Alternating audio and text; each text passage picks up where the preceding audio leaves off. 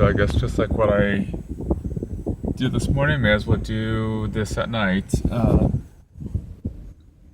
This is Fiesta Mall. I'm just on my way home from work. But this is Fiesta Mall on the evening of Black Friday, which this is a dead mall.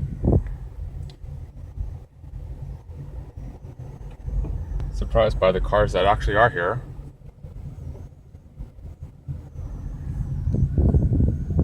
Here's the old Dick's. The lights are still on in there, even though they vacated last winter.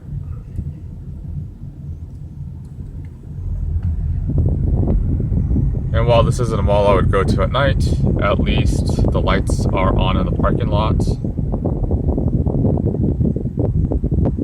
So I guess let's go clockwise. You can tell by the sun is setting down there, as there's just that hint of sunlight.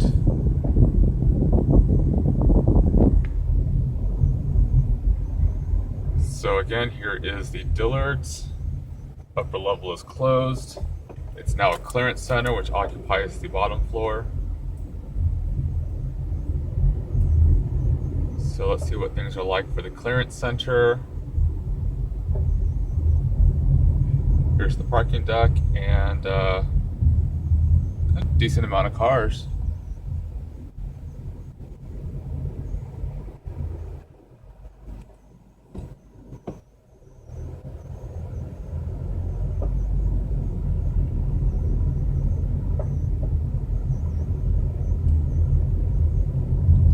Only one of the two entrances down here on this side of the store is actually open. And then they have on this other side another set of doors that's open. So there's two ways into the store plus the mall entrance. So yeah, Dillard's Clearance Center is having a busier night.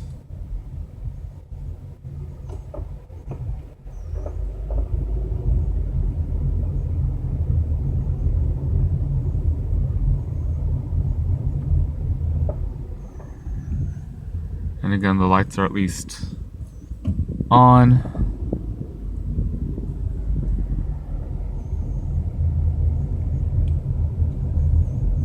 Then the former Goldwater's, then J.W. Robinson's, then Robinson's May, and lastly Macy's. Dark, of course, since it is vacant. Let's see how this upper lot is between the old Macy's and Sears. It's kind of hard to see because of the low light conditions, but from here it looks like your typical weekday. Well, maybe a little bit more cars than what you would see on a typical weekday.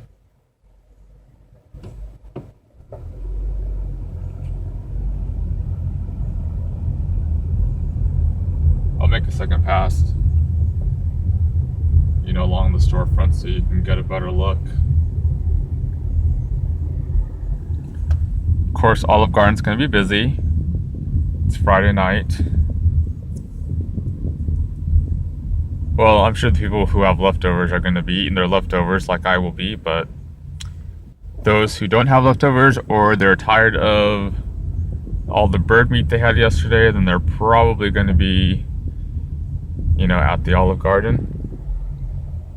So this little parking area in front of this side of the Sears store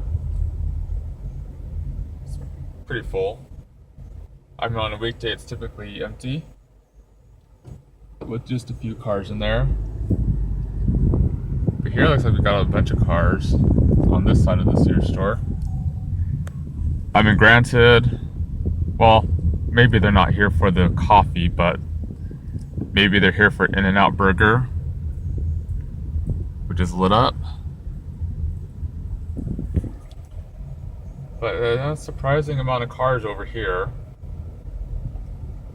There are still some stores inside the mall. Payless, I think, is inside. There's a couple of jewelry stores that are still in there, surprisingly. There's a haircutting place where the Mad Hatter used to be. And yeah, there's still some. I think I've counted maybe 6 places that are open in the food court.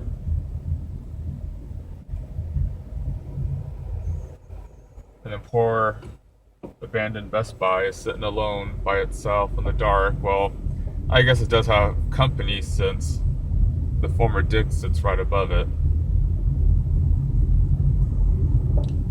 What else is inside that mall? There's some mom and pop kind of places, where Wizards of the Coast used to be. There's like a little formal shop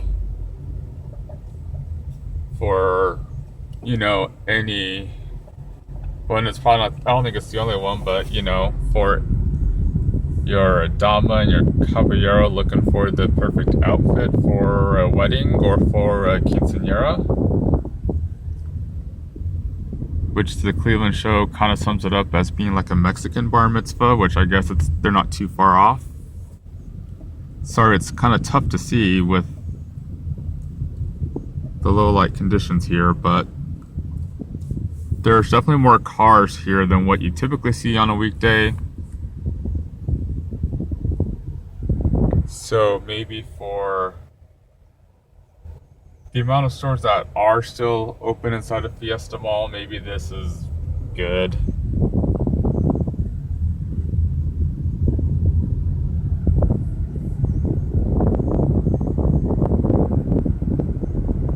I still remember back in the 80s when this Dillard store was being remodeled because it used to be a Diamonds department store. Sears acquired them in, I believe, 1984. And I do remember this store being remodeled. And I think also the Goldwater's being remodeled into J.W. Robinson's. Or it could have been remodeled when the May Company acquired them and turned it into Robinson's May. Oh, let's go down here.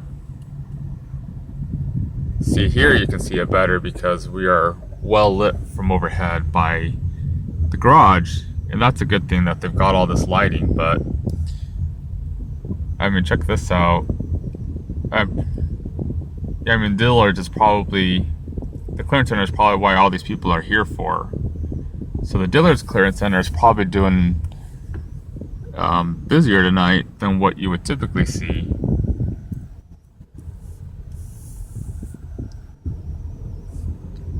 Because I've been here I've never really been here on a weekend, but when I was on leave and I was taking some of my walks here on a weekday, it's just kind of sparse when it came to cars. But at the same time too, Dillard's Clearance Center is closed on Mondays and Tuesdays. I think maybe it's just Monday, or it could be Monday and Tuesday, but they're not open every day of the week. I mean, this one, I believe, keeps the same schedule as the Metro Center location, which is also in a former Goldwater's. Though with its design, you might think it's kind of like a former Battle Fortress from the 70s. Like maybe the battle for the Planet of the Apes is gonna happen there. Since they filmed that movie in downtown LA where you have all these 70s mod buildings, and that sums up the architecture of the anchors at Metro Center Mall. Empty. Except for one lonely car parked there in the dark.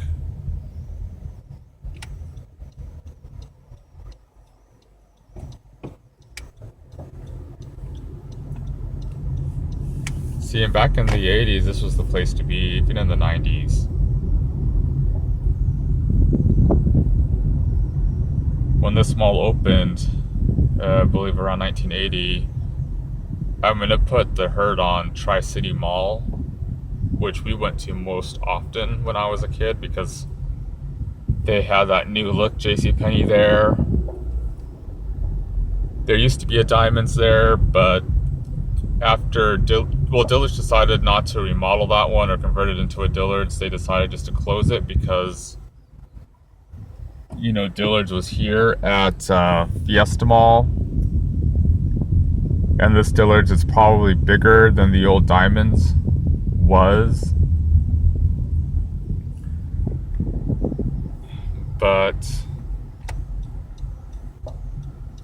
now look, the old Diamonds at Tri-City Mall was actually divided up into a mall extension. So they added like a Cigna Healthcare. I think the warehouse opened a location inside of there. The upper floor had a dollar theater.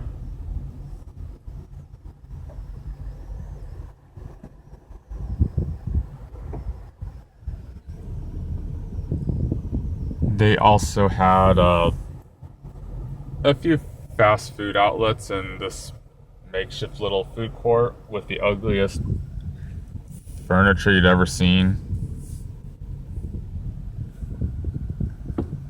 They had also converted the space, or some of that space, into a campus for Lamson Junior College, I remember. So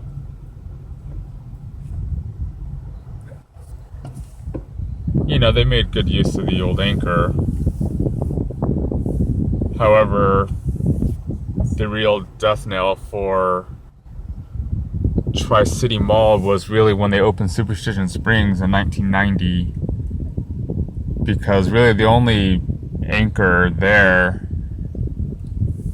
big anchor, was the JCPenney, and Superstition opened with the JCPenney. Plus, despite having a 5-screen dollar theater, it was a Mann theater. Harkins acquired Mann, and the name changed to Harkins. So only for a brief period of time did Harkins operate any dollar theaters here. Because the Mann Polka Fiesta Dollar Theater was converted to a Harkins, and they made it a first-run theater.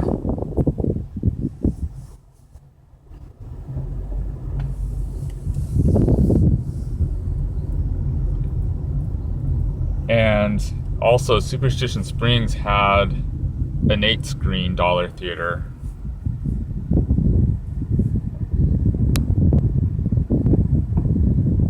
So, it was a much bigger mall too. Probably double the size, I would guess. So Superstition was the death knell for Tri-City, and then it also, well, I guess it didn't exactly hurt Fiesta. I think what really hurt Fiesta the most was the opening of Arizona Mills in '97. Though Arizona Mills is an outlet mall, really, but not everything there is necessarily an outlet.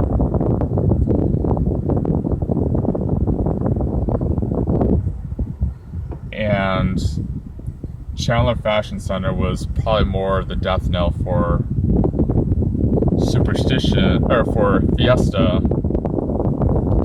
And then not really helping things any is the opening of the Santan area, which is actually an outdoor kind of lifestyle center mall with the derelict Macy's and Dick's and Dillard sitting out in the parking lot.